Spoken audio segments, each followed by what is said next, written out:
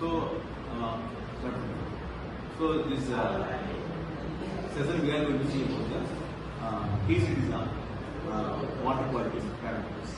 The water quality parameters is a very important things to development of water technology. So, in this aspect, we are going to discuss few points. So, let's start with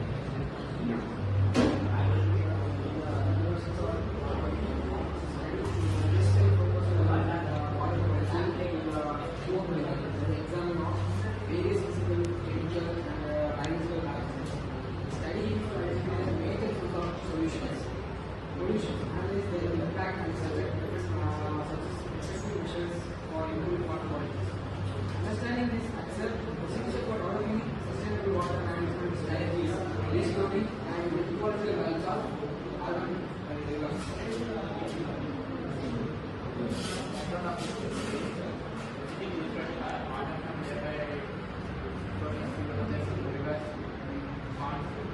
the different sources.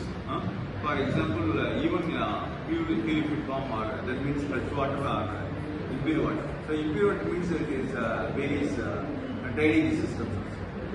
So any kind of water sources we are going to look for the water quality parameters. This is a common protocol for the further development.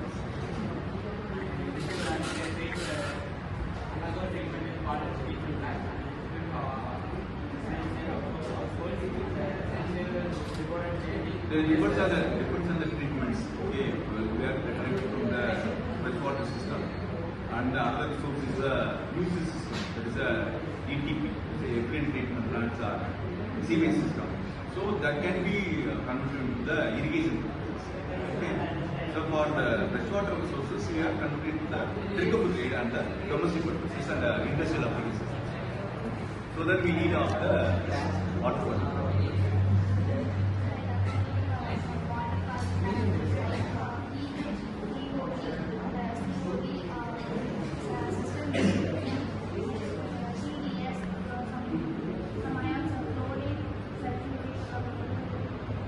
Sulfate.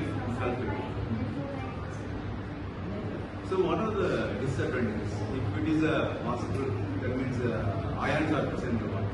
What are the disadvantages? So the water quality parameter starts with the pH. It is a very common parameter, followed by many parameters like TDS and SS, then normal heavy metals, and also we go for the toxic chemicals, ions also present in the water. Okay, that also take it for parameters. But in the specific cases, for not all sources. Okay, for the river water or lake water or the underground water. So these are the water sources we are go for the very common protocol pH, SS, and total dissolved solids. Then BOD, COD is not necessary for this kind of fresh water. Only for the impure water, that means sewage and impure water only need for the biological oxygen demand and chemical oxygen demand. Okay, not necessary for the fresh water.